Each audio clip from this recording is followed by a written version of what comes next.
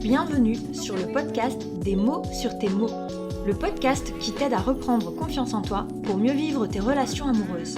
Je suis Alexandra, coach relationnel diplômée et certifiée, et sur cette chaîne, je te partage les découvertes, les notions et les secrets pour enfin vivre une relation amoureuse stable et épanouissante.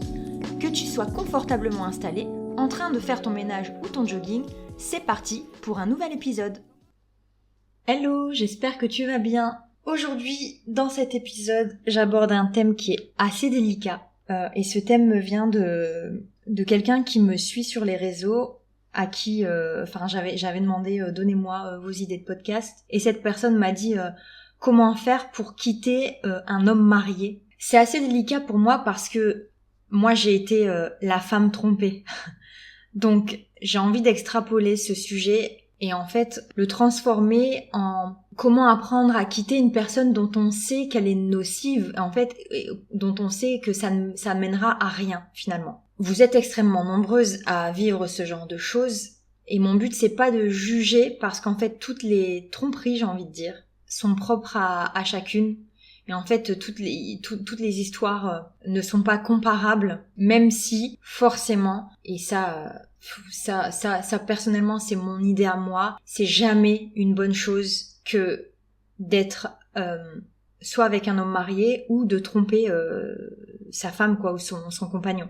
Il y a jamais d'excuses, et je pense qu'il faut jamais écouter le discours de oui, mais je suis malheureux avec elle, mais il y a ça qui me bloque. Il y a certainement des tromperies qui sont moins bâtardes que les autres. Ça, j'en suis sûre. Par contre, c'est jamais une bonne chose. Il faut que les choses soient claires, il faut que les bases soient saines pour que la relation soit saine. Maintenant, c'est vrai que le fait de me renseigner sur la question, de chercher des explications, m'a permis de me rendre compte que il y a vraiment des connards, qui le sont profondément, qui en ont rien à cirer de ce qu'ils sont en train de faire à leur femme. Et il y a des couples qui vont mal et où l'un des deux partenaires trompe. Pourquoi ? Parce que plus d'amour depuis longtemps et parce qu'en fait, tomber amoureux de quelqu'un d'autre et voilà, il y a des tas d'explications. Et donc le sujet du jour, c'est vraiment comment je peux faire pour m'éloigner, pour quitter une personne dont je sais que c'est pas une bonne personne pour moi. Elle peut être mariée, elle peut être juste pas bonne pour moi, et ça, je ne porterai pas de jugement là-dessus. L'idée, c'est, pour entrer dans le vif du sujet, c'est de comprendre en fait que si tu te poses cette question, c'est que ça fait un moment que tu souffres, en fait. Ça fait un moment que t'es pas au clair. Et qu'en fait, les projets que t'as avec cette personne, ils sont soit pas respectés, soit pas faisables, en fait. Si tu es en couple avec quelqu'un et que tu sais qu'il vaudrait mieux que tu mettes fin à cette relation, c'est qu'il y a un problème de ton côté. C'est pas dans la relation qu'il y a un problème. On n'en est plus là. On n'en est plus à vouloir régler le problème dans la relation. On en est juste à vouloir régler le problème avec toi. Le problème peut se situer à différents niveaux, mais bien souvent, il se situe au niveau de l'estime de soi et à la peur d'être seul et à la peur de ne pas réaliser tes projets. Tu vois, si ton rêve, c'est ça peut être plein de choses, mais ça peut être, si par exemple c'est de faire le tour du monde en couple, ou si c'est de fonder une famille, forcément ça peut faire peur que de se retrouver toute seule. Et donc, le problème il est là, il est déjà dans apprendre à ne plus avoir peur d'être seul avec toi-même, apprendre à te respecter, à poser tes limites et comprendre que finalement, ton idée qui est peut-être que tu seras heureuse avec personne d'autre ou que tu mérites personne d'autre ou que tu ne mérites pas mieux, forcément, il se situe au niveau de l'estime de soi. Forcément, c'est une évidence, t'as un problème avec ça. Et donc, l'idée, c'est d'aller travailler là-dessus. Pour le coup, c'est quelque chose qui m'est arrivé. Et c'est hyper compliqué quand t'as peur d'être seule, et puis t'as peur aussi du regard des autres. Quand t'as construit quelque chose, ton ego veut aussi, clouer le bec aux gens qui peut-être t'ont dit tu verras, ça va pas aller, c'est pas quelqu'un pour toi, etc. Tu veux prouver au monde entier en fait que t'as pas pris la mauvaise décision, et ça te coûte énormément d'énergie, et ça va puiser encore dans ton estime de toi. Et en fait, quand tu vas te rendre compte qu'au final, c'est juste du paraître et que t'as toujours pas ce que tu veux, ton estime de toi va encore plus baisser finalement. Parce que tu vas même plus te faire confiance, tu vas te dire je ne peux même plus me faire confiance à mon instinct parce que les gens avaient raison et moi j'ai rien vu venir quoi. Je dirais que ce qu'il faut pour te donner le courage d'arrêter cette relation et de te reprendre en main, c'est un déclic. Et le déclic, il peut être sous plusieurs formes. Ça peut être quelque chose de mal que l'autre t'a fait. Ça peut être une parole. Ça peut être une discussion avec quelqu'un. Ça peut être te lever un matin, te regarder dans la glace et voilà, et plus supporter la situation. Mais dans tous les cas, je pense qu'il te faut un déclic. Ce déclic, il faut pas forcément l'attendre. Il faut le provoquer. Et comment tu vas le provoquer? C'est en cherchant tes réponses. Internet, c'est une mine d'or. YouTube, c'est une mine d'or pour ça. Les podcasts, c'est une mine d'or. Viens me poser toutes tes questions si t'as besoin. Mais en tout cas, t'as besoin de comprendre un petit peu où tu en es. C'est un travail plus de compréhension que de passage à l'action pour le coup. Mais ça veut pas dire qu'il n'y a pas de passage à l'action. L'acte ultime, forcément, ça va être de mettre fin à ta relation. Mais entre deux, il y a aussi des choses pour te montrer qu'en fait, tu peux très bien être heureuse, toi toute seule, et qui vont te montrer, te détacher petit à petit de cette relation et te faire dire, ok, t'es en sécurité, tu peux y aller en fait.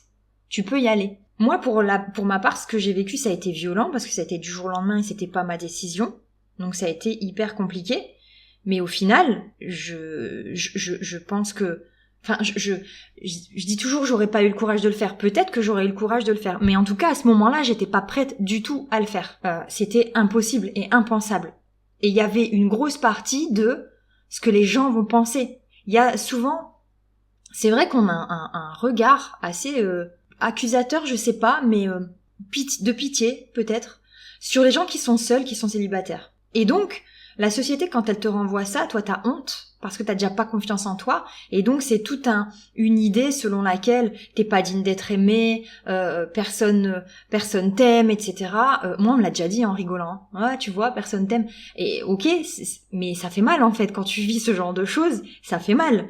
Donc à ceux qui passent par là par hasard, évitez de dire ces genres de bêtises à des gens qui vont mal quoi, c'est hyper méchant et c'est hyper maladroit. Et ça peut arriver à tout le monde. Bref, et c'est pas une maladie que d'être seul, j'en vois des gens qui sont beaucoup plus heureux seuls qu'accompagnés. Mais en tout cas, ce qui est sûr, c'est qu'à un moment donné, tu vas forcément devoir passer par la case travail sur toi parce que tu risques sinon de reproduire le même schéma. Et ça, c'est pas ce que tu veux. Si j'entends bien, si tu me suis sur les réseaux, si tu m'écoutes, je me doute bien que c'est pas ce que tu veux. Donc, il va falloir prendre le problème à bras le corps, et essayer de comprendre où tu te situes au niveau de l'estime de toi. Qu'est-ce que cette personne-là t'apporte en fait finalement? Qu'est-ce qu'elle t'apporte clairement? Qu'est-ce que tu attends pour faire le comparatif? Du coup, est-ce qu'elle t'apporte véritablement ce que tu attends? Et c'est tout un travail, en fait tout est goupillé, autant l'estime de toi, que ta place dans ton couple, que ta place dans la société, que tes attentes, que ce que ton compagnon t'apporte dans ton quotidien, tout ça est lié pour que tu te rendes compte finalement de où tu te situes dans tout ça et de ce que tu veux. Voilà un peu ce que j'avais à dire sur les personnes qui ont du mal en fait à mettre fin à une relation alors qu'elles savent que c'est ce qu'il faut faire. Je sais que c'est vraiment pas évident. Moi j'ai envie de dire que j'ai eu la chance que ça soit cette personne qui mette fin à la relation, mais au final c'était une évidence, c'est ce qu'il fallait faire et ça me donne l'envie de dire à tout le monde, mais écoutez-vous, et si vous n'avez pas la vie que vous voulez et que vous voyez que vous êtes dans un cul-de-sac avec cette personne, il va falloir prendre une décision. Encore plus facilement si cette personne elle est pas sympa et qu'elle vous fait qu'elle vous traite par-dessus la jambe. Ça c'est une évidence. Je pense que tu le sais, mais il te faut vraiment ce déclic. Je suis au regret de te dire qu'il n'y a pas de recette magique. Je vais pas te dire fais ça et dans 3 jours c'est bon, tu l'auras quitté, tu auras la force. Non, c'est le déclic qui va te faire comprendre et le déclic va découler de tout un travail sur ton estime de toi.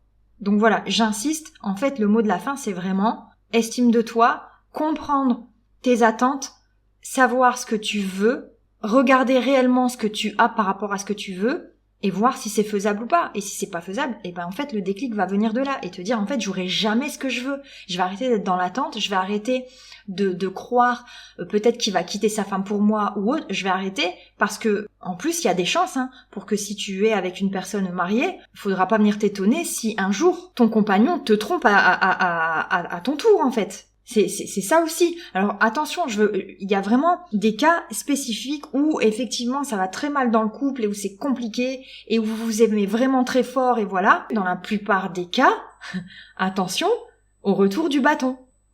Encore une fois, c'est la dépendance affective qui parle et qui fait que tu sais pas te situer et que tu n'arrives pas à quitter cette personne. Oui, il y a de l'amour, mais c'est pas que l'amour, c'est vraiment de la dépendance affective. Parce que quand il y a de l'amour, il y a du respect que tu donnes et il y a du respect que tu reçois. Et forcément, quand tu te dis « il faut que je quitte cette personne, mais j'y arrive pas », c'est qu'en fait, à un moment, il manque du respect ou il manque de l'amour. Il manque quelque chose d'essentiel à de bonnes bases. Donc, quelquefois, il faut pas se poser plus de questions que ça. Il faut agir, il faut vraiment s'introspecter et tu verras que les réponses, elles vont venir en fait. Parce que se poser des questions sans aller chercher les réponses, au bout d'un moment, t'es fatigué, ça te mène à rien et du coup, ça te donne encore plus de crainte pour la suite. T'es déjà fatigué avant d'avoir entamé la suite en fait. Même l'idée d'un nouveau couple va t'écœurer, va t'épuiser parce que t'as besoin de te remettre de tes émotions. Si tu vas pas chercher ces réponses-là, il y a quand même pas beaucoup de chances pour que ces réponses viennent à toi. Donc, prends le temps de t'introspecter, prends le temps et dis-toi, en fait, il faut que je traverse cette vague pour atteindre l'autre rivage, pour atteindre mon but, qui est d'être sereine pour me donner la chance de vivre un jour dans un couple où je suis bien et où j'ai toutes les chances d'atteindre mes objectifs de vie. J'espère que ça t'a éclairé, que ça t'a apporté. C'est un sujet assez délicat pour moi en tout cas. C'est hyper compliqué de pas mélanger ce que j'ai subi avec mon rôle de coach, mais en tout cas j'ai essayé de le faire et j'espère que ça t'a apporté des réponses. Voilà. Je te remercie de m'avoir écouté. Je te dis à très vite. Si t'as des questions ou des réactions, ça peut faire réagir.